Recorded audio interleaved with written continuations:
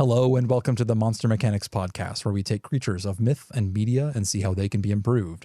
I am your host, Scott Paladin, and with me as always is the John Flansburgh to my John Linnell, Zach Jaquays. What are we talking about today, Zach? This week we're talking about banshees. Bom, bom. So I know this is kind of an aside real quick, but this would have been a great week to have a guest. We could have had the John Arbuckle to our Are They Mites Be Giants members. Yeah, that would have been good. Sorry, didn't mean to completely disrupt us before we even got started. But. No. It's a good joke, and now I'm a little sad that I've wasted it, but that's fine. Yeah. So banshees are an Irish myth. They can take several forms, but the most common through line is that they tend to keen or wail in sort of a preface to death. Like they'll warn people or press some sort of omen to an incoming death in the family. So you'll be sitting in your little Irish farmstead in the middle of the night, and you'll hear some screaming, like a screaming woman, and that is creepy and as fuck, and therefore also a warning that somebody is going to die soon. In D&D, they've sort of been reinterpreted to their screams kill you. Yeah, which I'm not super. I like the reinterpretation. I'm not sure if that's the direction we want to take it. But although I do like the Terry Pratchett interpretation, where the reason why it's not the screams that kill you, they're just giant like birds of prey, and therefore will literally tear you apart and eat you. Interesting. I don't remember that, but it's in, spoiler alert, I guess, but it's in Going Postal. It's the assassin that is hired to kill Moist von Lipwig is a male banshee who likes to eat pigeons, gets very sick from it because the pigeons in the city are gross. But yeah, I like that idea of them as sort of bird-like. But I'm down for the idea of them being sort of, so the name banshee, she, the second part of that is the Irish word for like spirit or fairy, so named because they were thought to be some sort of ominous spirit. I like the idea of them being a spirit, of them being a creature of another world and not necessarily something super biological in this realm, because of going by the name, they should be sort of otherworldly, which is kind of cool. There's also a tidbit on the Wikipedia page about how it was supposed to have been only a single family in Ireland originally, or that's one of the versions of the legend, and that they will receive these omens basically only if you're related to this one family, or in fact that another idea is that each family has its own banshee that follows them around as a sort of guardian spirit. Is the wrong word, because I'm not entirely sure they're guarding you. They're sort of announcing your downfall. Maybe that's vengeance. I'm not sure. But that's really interesting to me. The idea that your family line might have a particular spirit that sort of is tracking you and interacting in that way. I'm wondering if there's like some point in like the family history where like one of the women of the family like became a banshee, or if there's a spirit that like impersonates a particular family member. Ooh, that's good. I like the idea of it being like the first mother of a family, like the matriarch or something like that. Okay. That's kind of cool. Yeah. There is the changeling myth of like people being impersonated and stuff. And so having a she that sort of like comes in and pretends to be a family member is interesting. I don't know why this would be the case, but for some reason I'm thinking about like the fairy and the she are these long-lived, eternally living creatures. They might not watch after humans. They might observe a family of humans the way that we might a lineage of like racehorses. Like they're keeping track of everything and sort of like selectively apply, like sort of like pushing the lineage in one direction or another. Interesting. I'm not sure how that would interact with the banshee itself, but it's a neat idea. Maybe it's for another monster. But I like the idea that maybe that's like their method of interacting, like maybe they're not actually there like warning you about their death. They're like trying to get you to change your course of action because the way you're on would have like tainted the bloodline or something. Or yeah. I'm down with that. I do like the idea that they're like a spirit that's ethereal. It's non-corporeal is the word I'm thinking of. So it can't directly interact with people, but it can influence the natural sounds of the world around you. Like it can cause like the wind to scream. It can cause maybe it could, they talk about babbling brooks and like water making talking noises. Maybe they could speak through water on occasion. Okay. Like if you know to listen for it. Yeah. And then they therefore try to guide and sort of interact with their chosen family of humans. Yeah, I'm just imagining like you going out into a field and then like the cicadas or whatever just suddenly like having a very specific rhythm to them or something. Yeah, that's cool. So I love the idea that there's not just one. There's a bunch of them and they all have their own sort of like territory worth of humans is the way I'm thinking of it. Like humans that are theirs, and that maybe it's one of those things where they need, like, they have to have a human that is part of their, we need a word for it, but like part of their, the cadre of humans that they control or can interact with. Yeah, they're stable. And they need one of them around in order to be able to interact with the world at all. So like the more those humans are around, the more power that creature has within the area. So like if you are a big family clan that has been living in some county in Ireland for 2,000 years, and you're related to everybody, and this banshee has got their fingers into the entire community, they're very powerful locally. Yeah. Because everybody is sort of acting like an antenna for this particular creature.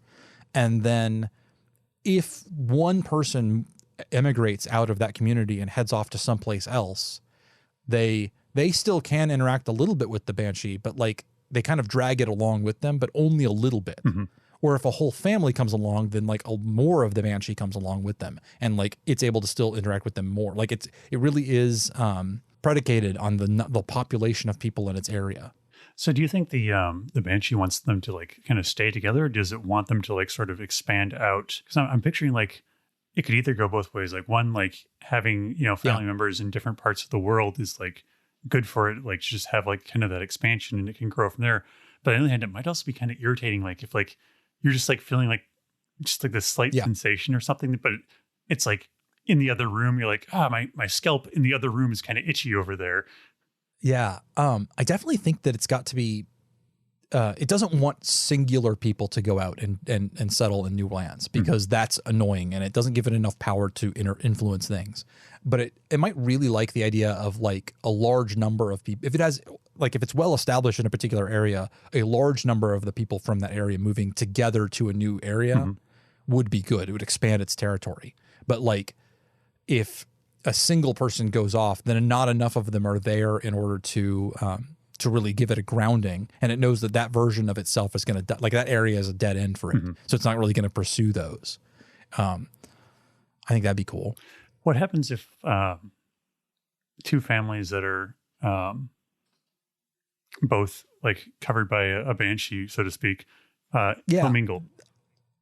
That's what I'm thinking, is that the result, every time that there's a marriage and like you have new progeny, I think the two banshees have to sort of like duke it out over it in a sort of non-corporeal, like, ooh, no, here we go.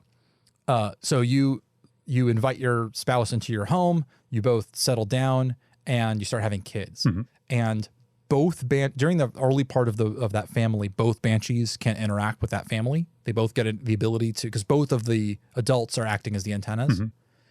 And it's whoever gets listened to more, whoever like is heard more by the family gains more and more power until they push the other banshee out. So there's a time period where they're both in there essentially like shoving it against, like rubbing shoulder blades together, like trying to shove the other one out of the way. Like essentially like there's a microphone that they're both trying to yell into at the same time. And it's whoever gets listened to the most is the one who like can get onto that mic more often. Do you think the families treat this like kind of like a fairy godmother kind of situation?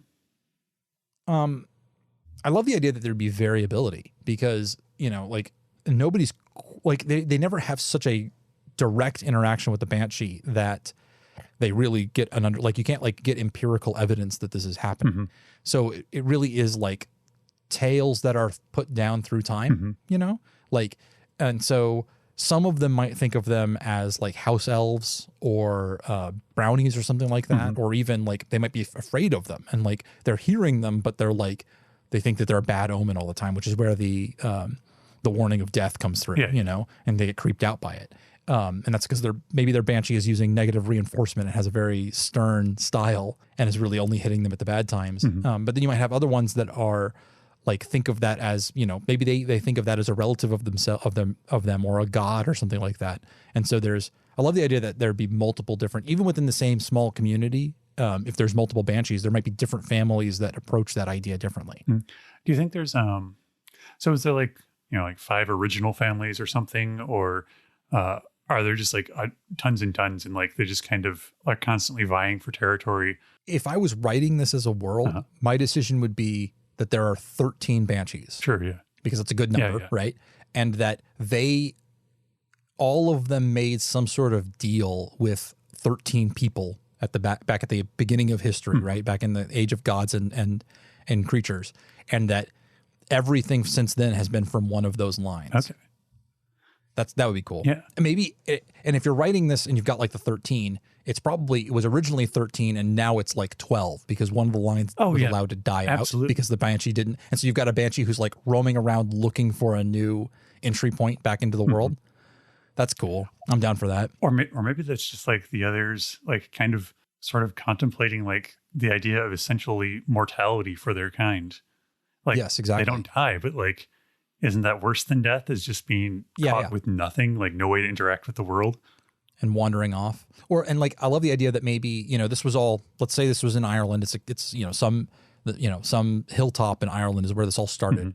And then like maybe 1 or 2 families completely emigrated. Like the entire clan at some point early in the process left and has been off on their own. And the banshee has had no contact with its own kind because it hasn't influenced in an area where any other banshees have shown up. And then maybe that one could have grown quite quickly because it didn't have anybody competing for the resources of this family. So like you could have the New Yorker family with their banshee who's taken over like states worth of people, you know, has this huge population of humans because it hit an untapped territory with no competition. And so you've got like this whole like area that's just like they don't really have a cultural grounding for this information. So like it's just a bunch of like cryptozoological sightings of, you know, the screaming woman or whatever. Oh yeah. It's a source of a bunch of cryptids and legends and ghost stories and stuff because because there are so many people, the entity itself might even be spread sort of thin. Like it's got a lot of influence on a lot of people that it can contact, but like it like only has so much attention and maybe can only be in one place at a time. And so therefore is really like spread around. So what are a banshee's motivations in this case? That's a good question. What's it getting out of this relationship? Exactly. Like we know that it can interact with the world, but what goals does it have? It could, I mean, like my instinct is if it's some sort of fairy, then there's got to be like a game or a bet, maybe. Oh yeah, something like that they're trying to win what they think of as a game. Like I picture almost like long-term reality television, but for the Fae. Yeah, kind of. I'm thinking maybe.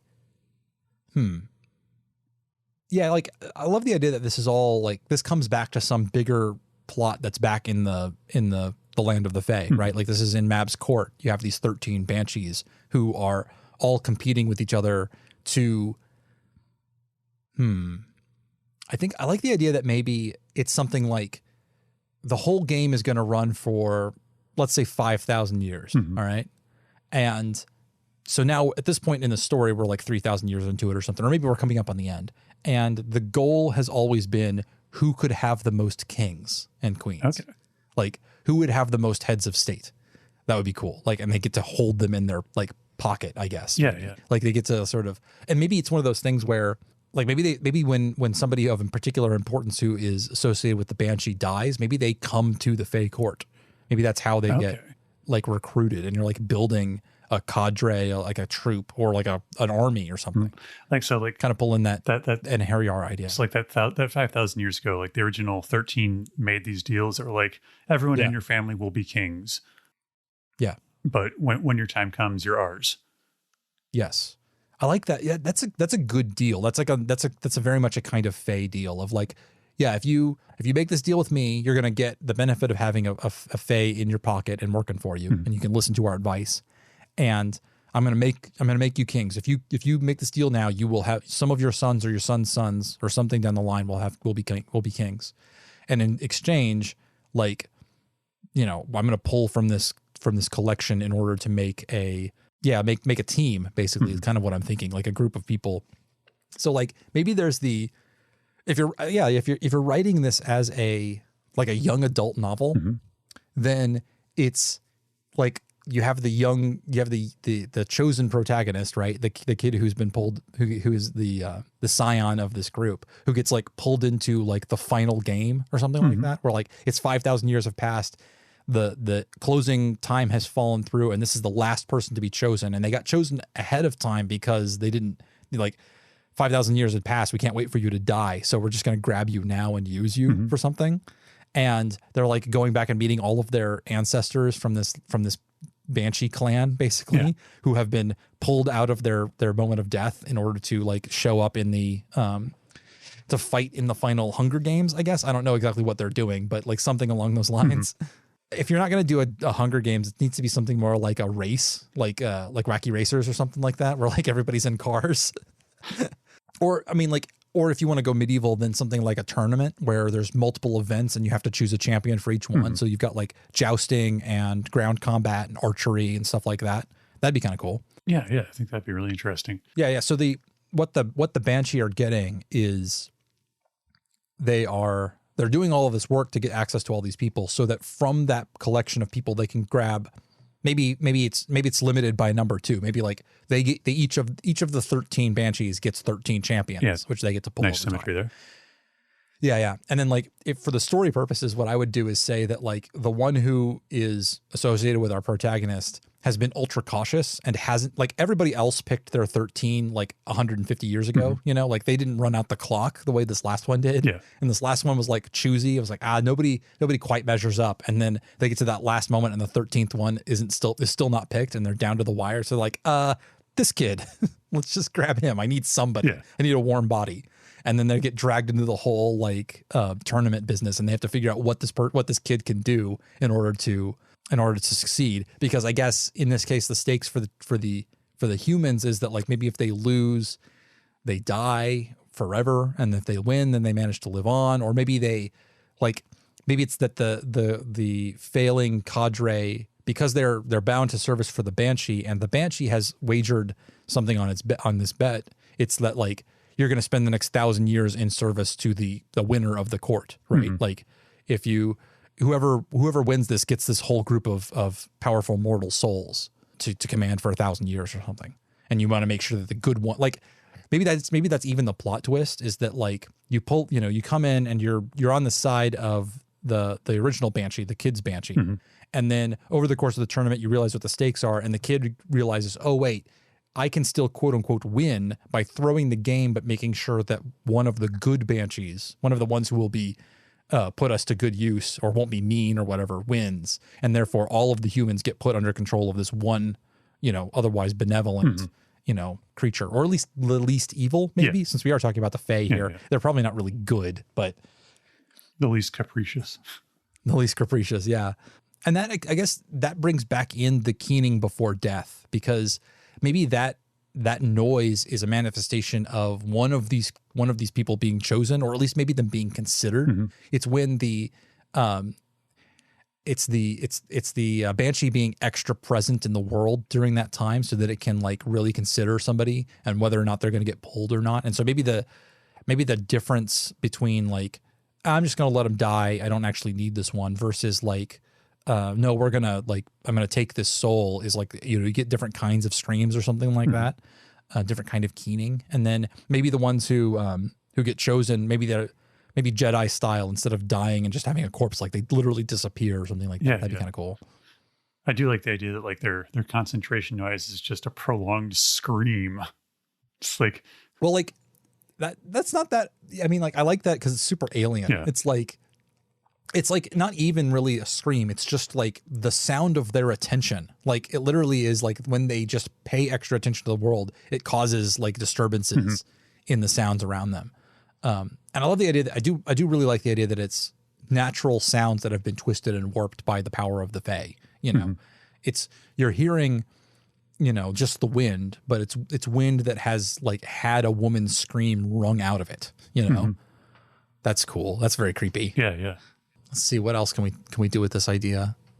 We know, so the Fae or the She are fighting over these little like in families or whatever. Maybe they also, you could like not expand outward. Like you could stop paying attention to a family if they sort of drift away. Like if you don't cultivate that connection as the she, then it dies away. So that they don't have like an exponential growth problem where like over the course of 5,000 years, because apparently I've been told this fact. I don't have no way of checking up on it, but apparently anybody alive now is essentially by statistical likelihood, you are related to everyone who was alive in 100 BC or 0 AD. Like right at as of 2,000 years ago, anybody who was alive at that point and then went on to have children, they are an ancestor of everyone living today. Interesting. Like the way that the way the genetic gene pool mixes up is such that those genes get, dispersed. So if you had made this deal, if that's true, and you made this deal 5,000 years ago, then everybody was a target and everybody was available to be pulled by the she. And that seems like a lot for these creatures to manage. Yeah. They might have, like they're only cultivating a small subset of the population. Makes sense to me. Anyway. Yeah. I feel like they would basically be the equivalent of pruning as they go.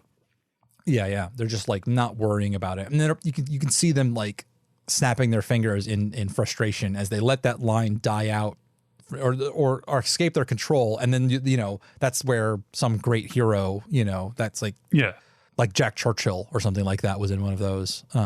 Mad Jack Churchill. Do you know Mad Jack Churchill? That sounds familiar. He was the guy with the sword, right? Yes. Yeah. So he's the guy who he went into World War II with a claymore and bagpipes. He was a captain in the British Army. I think he was actually in the Marines specifically. And he is the only person on record to have gotten a kill with a bow and arrow in World War II. Because he was, at one point they were sneaking up on some dudes, so he pulled out his bow and arrow to shoot him with the arrow because it would like make less noise than a gun. And he was captured at one point. He was a captain, so his entire unit had been wiped out. And when the Germans came up on him, he was sitting in amongst all of his dead men playing the bagpipes. They captured him. He then escaped, was recaptured, escaped again, walked all the way to, I think, Spain, and then managed to make his way back to Britain.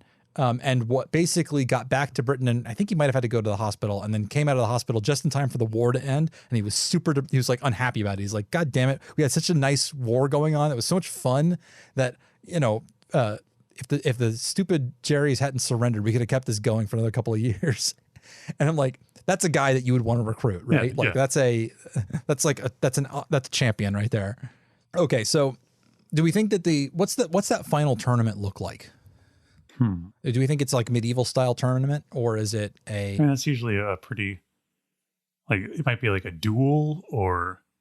Yeah, I feel like it's got to be, if it's 13 contestants, then that means you've got 13 rounds, one for each of them, or maybe more than that. Maybe like each person has to do a couple of rounds. That means you could also get team sport style stuff in there, where like you have to pair up our young protagonist. Oh God, we talked about jousting earlier. And I love the idea that in the jousting round, one of the people has to be turned into the horse. Oh yeah, absolutely. That's so fey. That's actually really good. Yeah. So you've got some number of events, and so in that case, I think that going weird with it is super cool. Yeah, definitely. Like one of them is just like an entire season of Bake Off, like where you. I love the idea of like that's just something like. One of the Fae got really into Great British Bake Off, and yeah, no, I think the rounds had to have been set by individual Fae who are the judges for all of this, and they all just get to make up their crap. And so like, yeah, one of them is like, we're going to do Bake Off. Yeah. In fact, he like manifests a version of the hosts in order to like go through the whole thing. That's something that I think sometimes these stories kind of lack on, is just like, you can go weird. Oh, yeah. You can make it strange. Like, as cool and iconic as the 12 tasks of Hercules are, like 9 of the 12 tasks are all just go somewhere and either kill or capture a monster. Like, come on, guys, you can do better than that. Like, for sure. Like, come on. Like, at least one of them was like clean out a stable full of poop, and they had to be like clever about it. And the rest of them, it's like the first or second task is to kill the Hydra, and he kills the Hydra, and the Hydra has venom or poisonous blood or something. So he dips his arrows in the blood, and then just uses those to kill everybody else for the rest of the time. Like he gets his super overpowered weapon in task number 2, and then just uses it to get out of every. Sorry, I got problems with the way that the Herculean myth works. I guess I don't know. Whatever. Yeah, it's a little unfortunate they went that route. Yeah, I mean, of course, that's just a particular version that I remember reading. I think that there's probably various versions out there. It just reminds me of like those old, like the Japanese like Power Rangers type stuff. Where we're like, okay, now we'll use our ultimate attack. Yes. It's like, why didn't you just start? Like, don't ever try to hit them with the Megazords separate. Like, always just go ahead and form the main dude every time, and always pull out your sword first thing. It's fine. Like, you don't need to like. Okay, so what are other event styles we have? We have medieval style tournaments with jousts and stuff. We have Bake Off. What else? God, I feel like one of them would be an orgy, just because Fae. Yeah, I don't know how to make that into a competition though. I mean, there are ways. There are ways. But not ways that I could put into it, because I framed this as a young adult novel up until this moment, and I think that this would definitely be going off the rails there. Yeah, or like maybe it's one of those things where in the book you can tell that that's what happened, but it all happens off screen because of course they didn't invite the kid to that, and so like that's the opportunity for him to go off and have another adventure with the other Banshee, like the non-team Banshee people who like are, you can meet the interesting creative people from. Your little minor characters that you didn't have a chance to showcase. Yeah. And then just like that way when the kids read it, they won't understand what's going on. But then, you reread it as an adult and you go, there was an orgy happening in the background there because it was the Fae. Yes. I feel like there'd be like some sort of like, almost like a dog or pony show, like where like you're supposed to have like groomed some animal or something. I think more than that, I think it would be something like growing a really big potato, like pumpkin or something. Oh, yeah. Like it's it's county fair style where like you have to go somewhere and like do a thing in order to make a really big vegetable, and then they get shown off. And every year there's like, how that's like the previous year's Miss America or whatever hosting. Like this, it's always like the fairy godmother from Cinderella who's just like, my carriage pumpkin is over here. That's great. I also like the idea that in this particular contest, when whatever vegetable wins, they like turn that into a Fae, like it becomes a big pumpkin man, and then he's just hanging around for the rest of the series. There's got to be one that's like games of chance too. There's got to be some fairy who is really into like chess and backgammon and roulette and stuff like that. And so there's one person who's got to like do the gambling thing. Well, I love the idea that there's one that's just like purely just luck. Like he's like, oh yeah, and like, how do you make a competition out of this? Like, I don't care, just do it. Yes, yeah. It's like if we're going dark, since we're on the edge of going dark, it's like this just Russian roulette. Like here's a gun with one. Here's a revolver with 13 cylinders and one bullet. Yeah, I could see that. Yeah. Oh, of course, one of them is going to be who can escape the wild hunt the longest. Oh yeah, of course. Yeah, that's good. For those of you who don't know what the wild hunt is, it's a recurring mythological. It's like a Germanic myth of where the Fae or the spirits of the wilderness will just like find humans and hunt them down like foxes. After, they bring along their dogs and they're riding their big old fairy horses, and they'll just hunt you down. There's some classical music that's even based off that too. Anyway, yeah, the wild hunt is very cool. It shows up all over the place. Sometimes it's said to be led by Odin. Sometimes it's said to be led by other people. King of the Fae or whatever. Yeah, that'd be cool.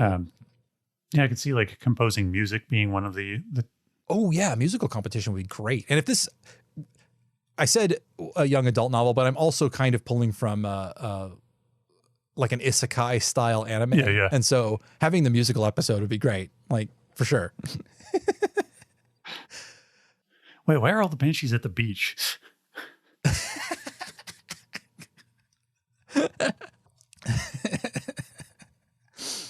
Okay, well, what else can we do with these guys before we're done with them? We haven't really talked about like the form of the Banshee at all, because they seem very incorporeal and sort of. I know in legend, like they're like almost always like a wailing woman. Yeah. So maybe that's one of the things is that all of these Banshees are females or feminine presenting or something. I wonder is there a connection between these 13 Fae that like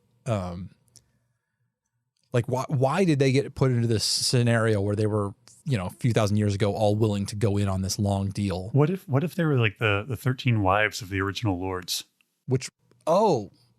So like the human lords, all married a fae. Yeah. Interesting. Like the 13 fairy princesses or something.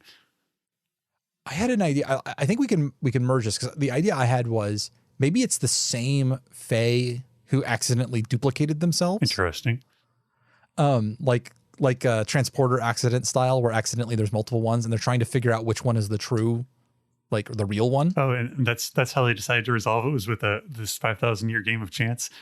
Because it was originally a outsmart this one fae accidentally duplicates themselves 13 times, and Queen Mab comes down and is like, dude, you can't do that. We need to figure out which, like, one of you is going to go on and the other 12 of you are all going to die. And so then their quote way of getting out of it, like their way to resolve it, is to have this really long-term game where they are trying to resolve it. But in the course of it, they get 5,000-6,000 years of time to just around and be themselves. But the idea is that, or one of the ideas maybe is that you could still have like the original versions of them all marry the same, different guys, or maybe it was the same, like it was the mortal man, and they duplicate him too, and so you end up with like these guys all having to go off and like form their own. I'm deeply obsessed with the idea of duplicates having to like carve out their own space in the world. Yeah. So that would be kind of cool. I wonder or could it be a way? All of this was a way to get around the human and fae can't marry idea. Like, is that maybe that's a law? You can't. The humans and the fae can't marry each other or something like that. And then this was all just a big long con to get that away.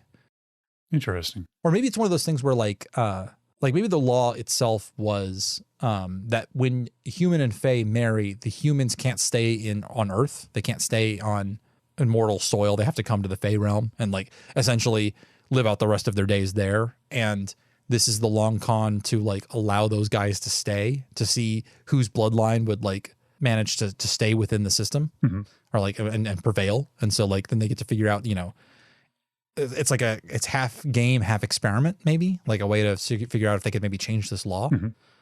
I also do really like the idea, going back, like just that, like the game isn't just for the humans.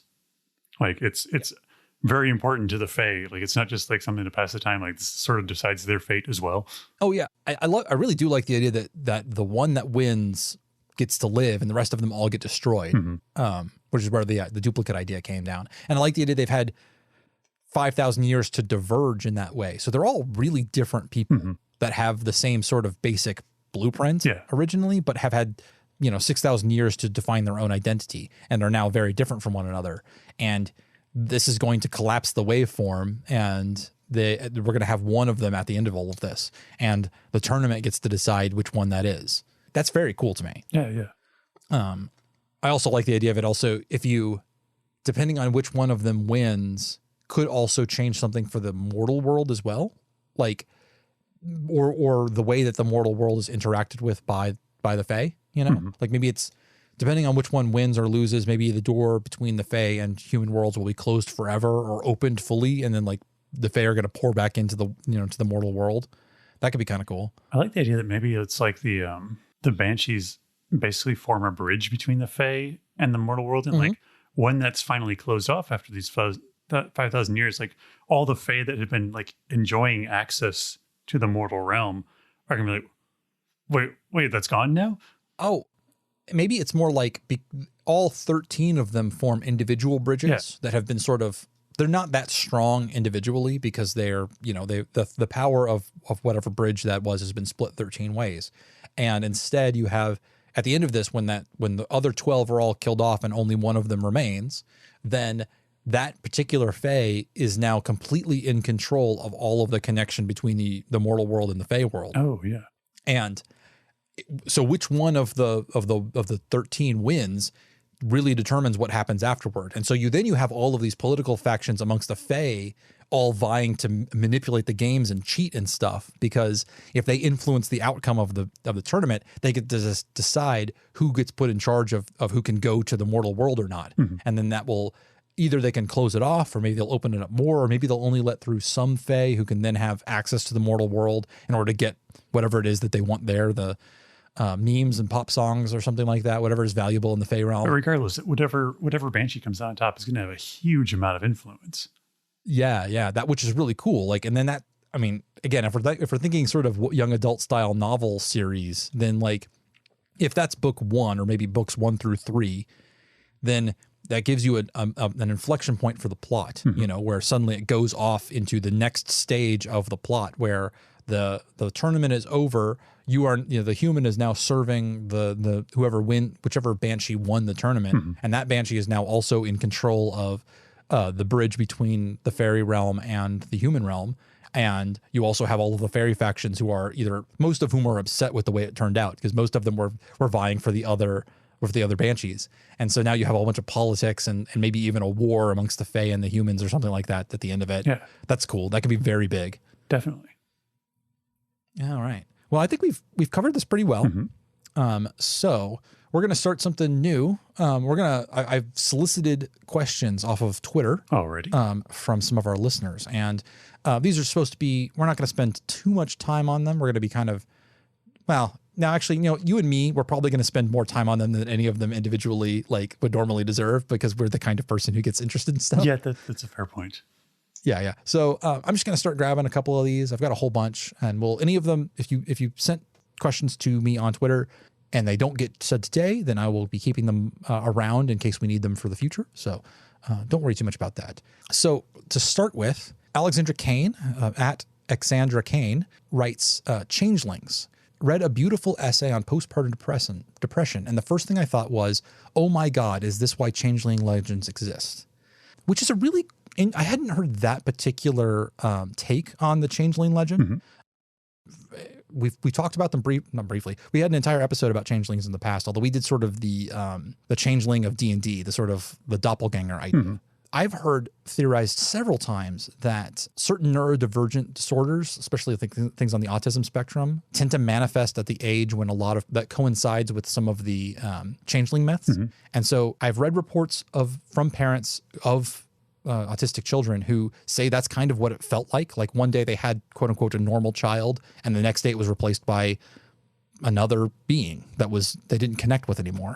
So I've heard that theory a lot of times, but I have not heard the idea of it being for postpartum depression. But that is a really interesting interpretation of the changeling legend. Yeah, like I know, like sort of like the feeling is basically just sort of a sense of just not having any kind of connection with your kid. And like, I can absolutely see how that would feel like my baby's been replaced, or, you know, I'm supposed to feel something different. So this is clearly not my kid. Yeah, I really could see the origin for that. That's a really cool interpretation. I'm not sure I have a whole lot to add, because I just kind of broadly agree with you. Yeah.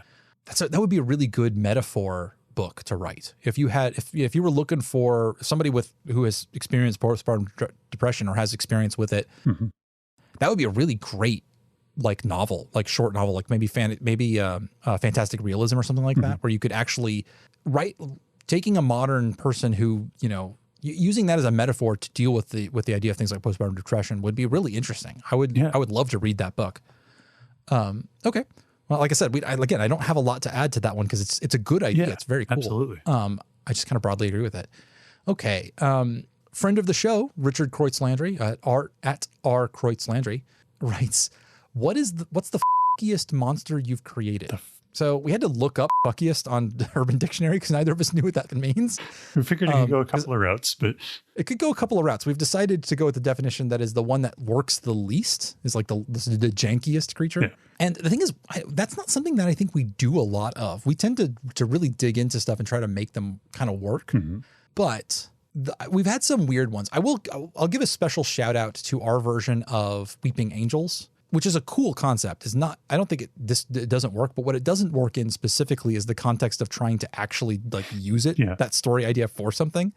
I've had at least one, I think even two people who've said that they've thought extensively on how to turn that idea into like something you could use for an RPG, and it just does not work because it relies on time loops. Yeah. Like you can only have that exist in a world where you can predict the outcome and then go back and mush the timeline around. And in the concept of in an RPG that just kind of doesn't work. Yeah, that's really only like a short story kind of thing. Like, Yeah. if anyone ever figures out how to make that work for a tabletop game, please let me know, because I would love to hear it. Yeah. I don't. Yeah. Again, it was meant for, or not meant, but like as we were writing it, I was thinking the same thing. It's like short story, an episode of television, something like that. That kind of format would work really well. Do you have one that you think is f***iest? I think is from just like most up. I think my vote would be for the Umplebee, just because it's a horrible monster that makes nets out of hair and will groom your hair off. I'm so proud of our Umplebee because that creature is so sad in the original D&D manual, and we made it truly unsettling, which is really great. So yeah, anybody who's looking for a particular up creature, go check out our Umplebee episode. It's way back at the beginning. Something like episode 10. Jesus Christ. It's covered in hair, and it makes hair spider webs. Yes. And like it robs people of their hair to put into its own like matted fur, like it or luscious fur, I forget. And it uses that to then hunt bugs by capturing them in the hair. Love that idea. Okay. KJ at Lunar Burritum asks, what's your respective favorite monsters that have ever been featured on the show? So what's your favorite? Favorite monster? Oh, you asked that now, and I'm suddenly blanking on literally everything we've ever done. Yeah, I'm glad I pulled up the list here, because we've got, and some of these I'm looking at, I'm like, I see a listed for the name. So like Mogwai, for example. I don't remember at all what we did for Mogwai. It's got like one of our top listens so far. People like that episode. I do not remember what we did at all. Yeah. I do remember our very heavy-handed vampires are capitalists sucking the blood out of the working classes narrative, which was pretty good. Our version of Beholders with the eyes that come back up out of the eye stalk and to replace the ones that are burned out is pretty gross. Yeah. And eye eggs was in that one. Ugh. Yeah. I think those, I mean, like children, you can't really pick a favorite, of course. I mean, like children, you kind of can. Sometimes. I mean, I've heard this, you can't pick a favorite. You can definitely pick your not favorites. Sure, yeah. And some of those early episodes, before we'd really figured out what we were doing, we don't really have a straight concept for them. I really liked the Rust Monsters episode. Like we didn't spend much time on the actual Rust Monsters themselves, but I just loved what came out of that. Oh yeah, the world that had been colonized basically by a giant robot that had fallen from the sky and embedded itself in the world, and all of its little nanotech machines had like gone into the world and infused it, and it basically became the basis for all of the D&D tropes. Oh yeah. Where like it caused magic and everything too. That's a good one. The secret to our episodes is that we nominally are talking about a monster, and then we just spend all of the time world building. Like today was like that too. Yeah. All right. And then I got one final one today from Grays at _Grayest. What about robots? What about robots? We've done robots. We have done in a couple of versions. Like we got the Terminator as one of our. Yeah. The interesting robots are an interesting story story element because every good robot story I've ever read has really been about humanity. It's about questioning what is humanity or not.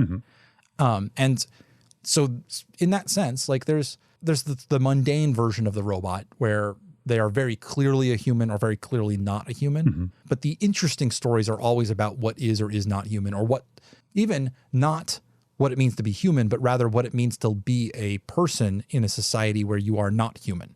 I'm going to shout out the Murderbot Diaries as a really interesting set of novellas and then one novel.